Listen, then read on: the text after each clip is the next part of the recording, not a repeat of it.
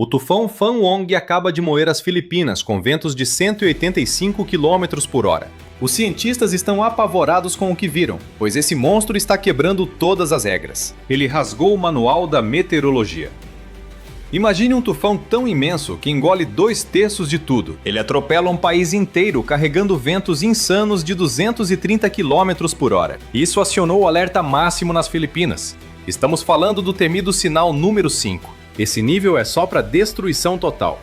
Mais de 1 milhão de pessoas já saíram de suas casas. O bicho tocou o solo na província de Aurora e já levou 2 vidas nesse primeiro impacto. Regiões inteiras viraram zonas de guerra. Mas um detalhe deixou os especialistas em choque total. As bandas de chuva do Fanwong são largas demais, alcançando distâncias bizarras. Fisicamente seria impossível um único sistema de tempestade cobrir um espaço tão vasto assim. Imagens de satélite mostram um olho perfeito, mantendo sua forma com uma precisão assustadora. Ele continua intacto, mesmo cruzando montanhas que deveriam ter estraçalhado qualquer tufão comum. O mais bizarro é que ele está criando ondas e inundações totalmente fora do padrão normal. Nada bate com a categoria oficial, como se ele estivesse sugando energia de fontes ocultas. A meteorologia não explica essa força.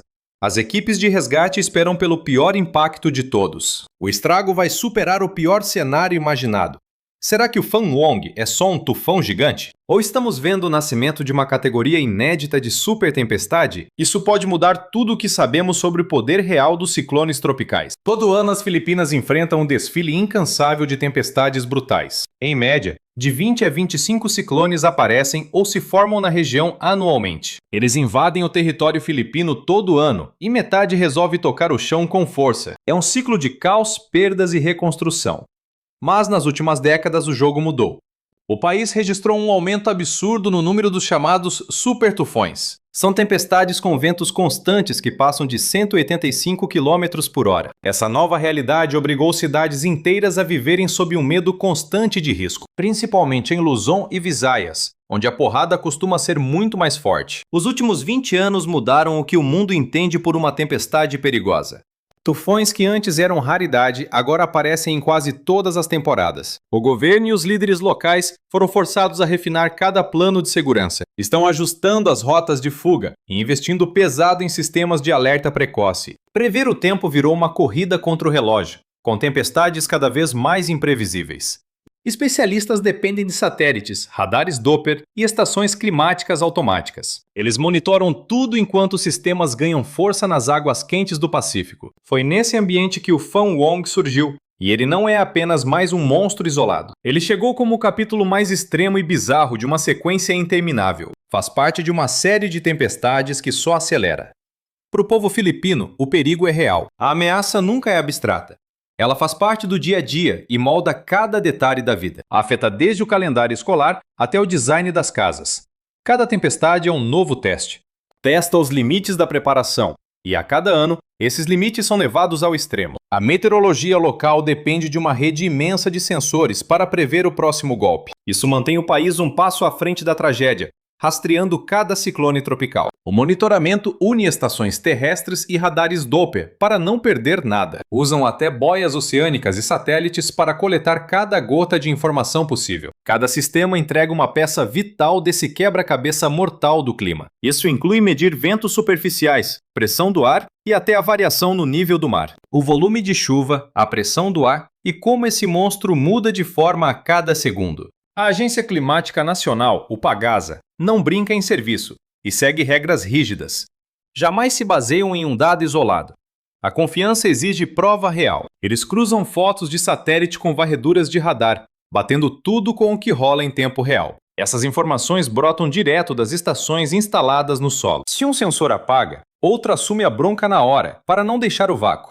Ter um plano B não é apenas uma recomendação de segurança. É a única saída para flagrar reviravoltas que decidem quem sobrevive. Esse é o abismo que separa uma retirada segura de uma catástrofe total. A cada 30 minutos, os analistas renovam tudo, sobrepondo os dados novos aos antigos. O foco absoluto deles é caçar qualquer erro ou divergência. Se o conflito entre fontes passa de uma pequena porcentagem, O time para e vai investigar a fundo. Nada de subir o nível do alerta sem ter certeza absoluta do que está vindo. O que envolve colocar o alerta de ventania no patamar máximo de perigo. Exigem o aval de pelo menos 2 tipos de aparelhos diferentes para bater o martelo. Se a rede oscila, a análise manual dos veteranos vira regra obrigatória. Essa cautela também vale para quando os números parecem meio estranhos. Esse sistema blindado foi posto à prova dias antes do Fung Wong chegar. Foi quando o tufão Kalmeg castigou Luzon, tirando várias centrais cruciais do ar. O estrago abriu buracos na rede que assombrariam os meteorologistas enquanto o novo temporal ganhava força no mar. Num lugar onde cada minuto é ouro, a precisão dessa rede não dita só a previsão.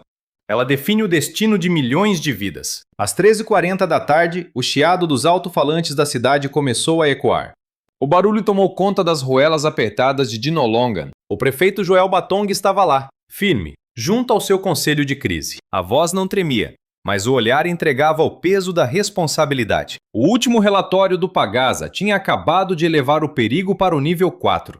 Com a ventania já arrancando telhados no litoral, não havia espaço para conversa fiada. Rapidinho, a polícia e os líderes locais se espalharam por todo canto. Batiam de porta em porta implorando para as famílias largarem tudo e saírem. Tinha gente que se agarrava à casa, sem querer deixar os bichos ou o que conquistou. A ordem do prefeito foi curta. Se não convencer no papo, tira a força. Ele avisou a equipe que não teria resgate depois que o vendaval começasse de vez. Ele repetia essa frase que já tinha virado um mantra sombrio por lá. Faltando 6 horas para o impacto, os abrigos já estavam cheios de choro de criança. Ouviam-se preces rápidas enquanto o pessoal de campo passava rádio com as novidades. As vozes sumiam na estática conforme as primeiras rajadas derrubavam a fiação elétrica. Os geradores roncaram na prefeitura, o único ponto que ainda tinha luz firme. O celular do Batong não parava. Eram chefes do governo e pais em pânico ligando sem parar. Até a própria esposa ligou para saber se ele estava em segurança. Com a torre principal em risco por causa dos destroços voando, ligaram as frequências de reserva. Mensageiros corriam entre os postos levando ordens escritas à mão. Quando soube das primeiras enchentes perto do rio, o prefeito teve que decidir rápido. Ele preferiu não arriscar. Fechou toda a orla e proibiu qualquer deslocamento. Depois, ao saber de 2 óbitos, a revolta de Batong era nítida, ao dizer que a fúria da natureza é incontrolável quando as pessoas tentam salvar tralhas. Ninguém previu que a maré subiria tão depressa. No fim, cada minuto era vital e as decisões pesavam. 90 minutos após a meia-noite, uma voz aflita surgiu no rádio.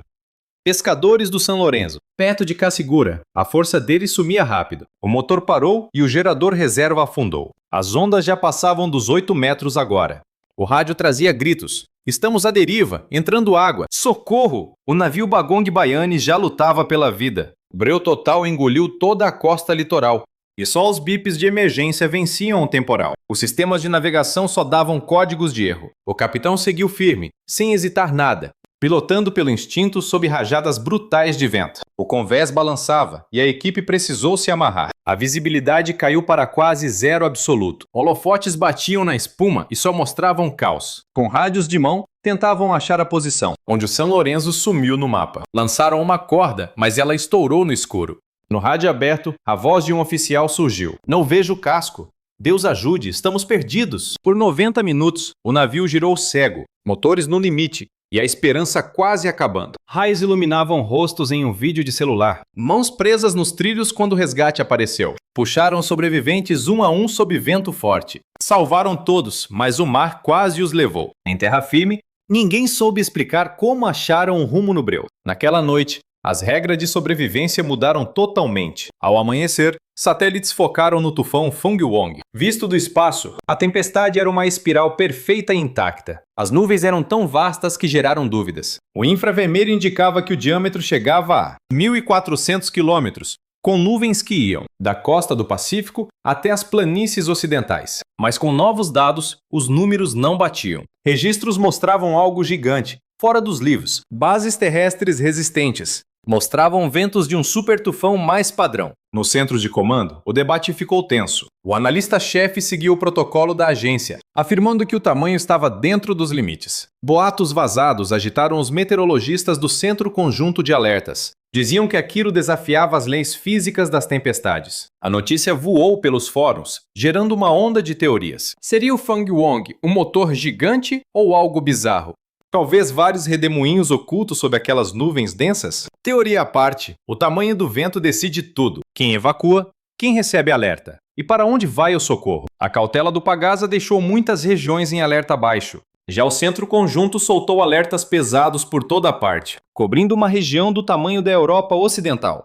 Esse choque entre dados e realidade deixou o resgate perdido. Escolher entre previsões opostas enquanto a tempestade chegava. No fim, tudo dependia não só dos radares, mas do risco, da incerteza que os cientistas estavam dispostos a encarar. Após o impacto, engenheiros começaram a medir o estrago. Em Baler, as câmeras registraram a água subindo rápido, atingindo 3,5 metros, inundando toda a foz do rio, e avançando mais de 200 metros terra adentro. Essa maré, 1 metro acima do previsto, afogou bairros. Tudo submerso após o vento parar. Em Viraqui e Pandan, igual. A história se repetiu. Marcas de lama nas escolas. Mostravam níveis que ignoraram totalmente as ordens dos líderes. Lá em Viraqui, a maré bateu 3,5 metros no porto, levando destroços cidade adentro. Em Pandan, o mar avançou, mais longe do que qualquer morador pudesse lembrar. Peritos culpam o vento do Fangwong e a costa. Juntos, focaram a ressaca. Em Baler, a costa curva cria um funil natural, aumentando a força da água. Ao mesmo tempo, enxurradas desciam das montanhas para os rios, encontrando o mar subindo bem na hora da maré cheia. A inundação resultante destruiu defesas feitas para ondas fracas. Em certos locais, a água subiu após o olho passar, pegando de surpresa quem achava que o pior já tinha passado. Vistorias provaram que os modelos erraram a altura da onda e também o alcance da destruição por todo o litoral. Engenheiros notaram que mapas velhos e falta de dados criaram pontos cegos nos alertas.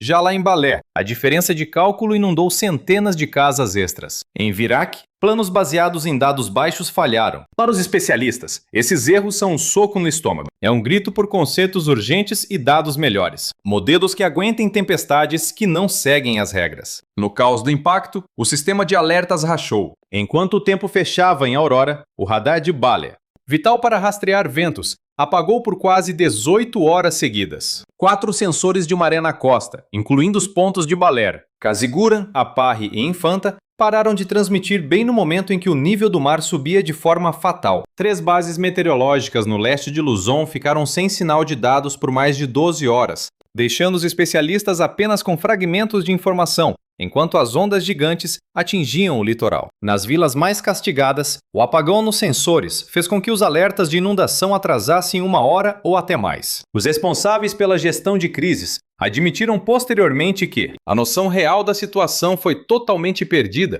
no instante mais crítico possível. A logística de socorro enfrentou seu próprio calvário. O setor de assistência social tinha preparado um estoque recorde de 2,04 milhões de cestas de alimentos por toda a região. No entanto, quando o total de desabrigados explodiu além do que se previa, os centros de distribuição em Aurora e Isabela viram seus mantimentos sumirem rapidamente. Com estradas rompidas e portos interditados, cidades inteiras ficaram isoladas, aguardando por dias enquanto o socorro permanecia retido em depósitos regionais inalcançáveis. Grupos de monitoramento humanitário denunciaram essa falha. Havia montanhas de suprimentos no papel, mas a entrega travou por rotas destruídas e falta de dados sobre quem estava sem comunicação. Mitzi Jonel Tan, uma voz de peso no ativismo ambiental, traduziu a indignação geral. Ela afirmou que o povo se cansa de ouvir sobre verbas em prevenção, mas os equipamentos continuam obsoletos.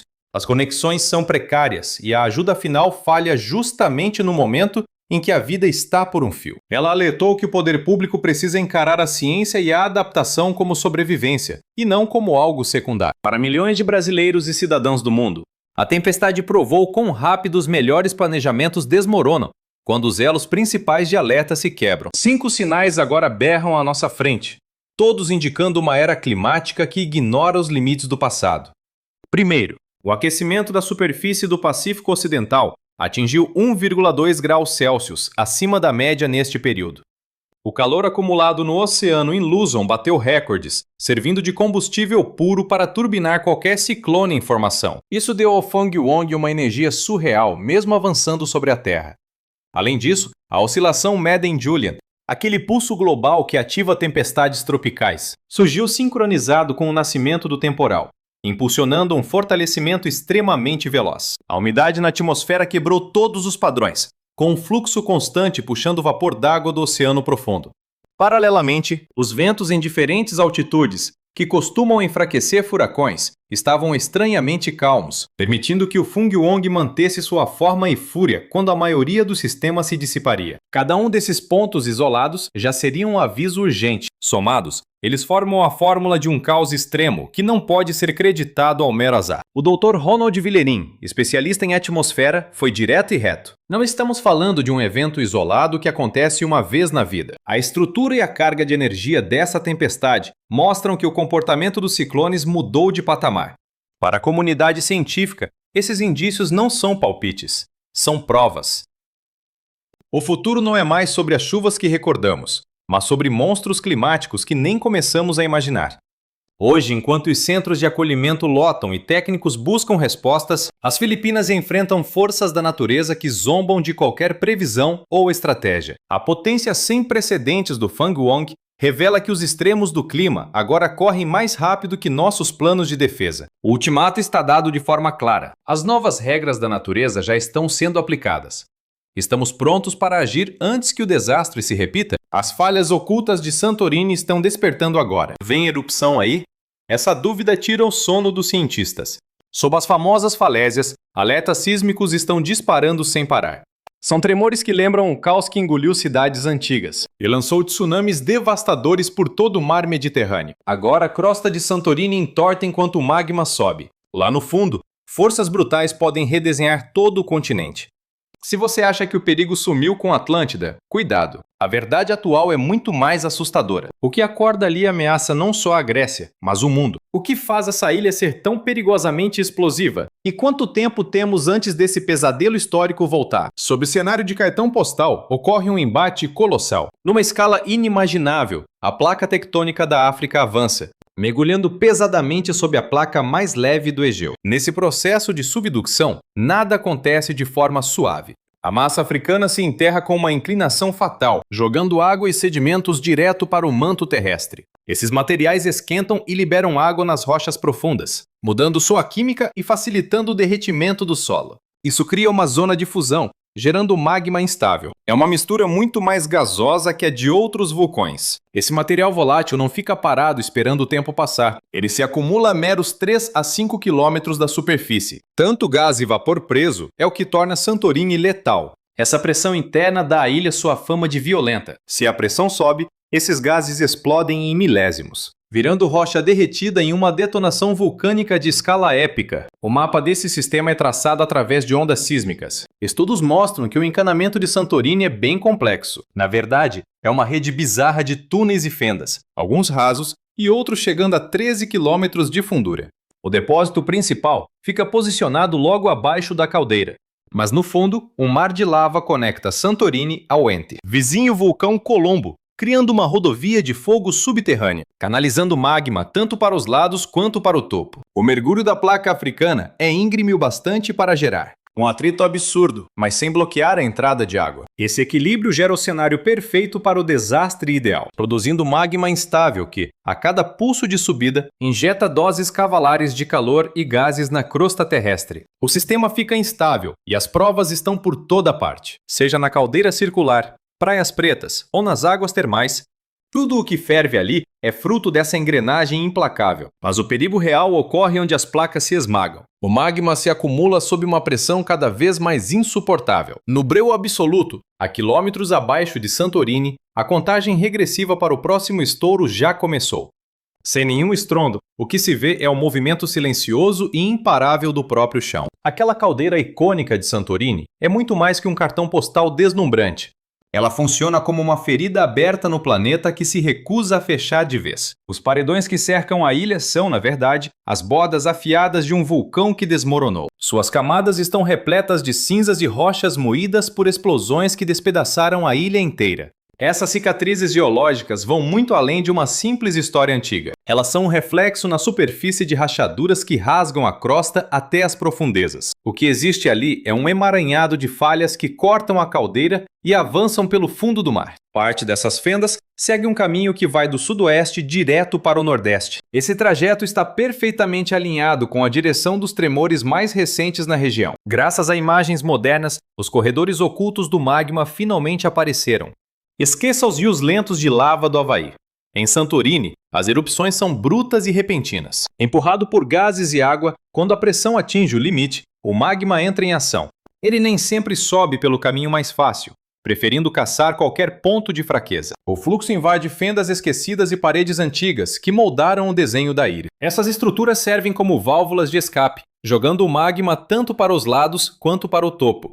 Esse processo faz com que às vezes o magma ignore completamente o centro vulcânico principal.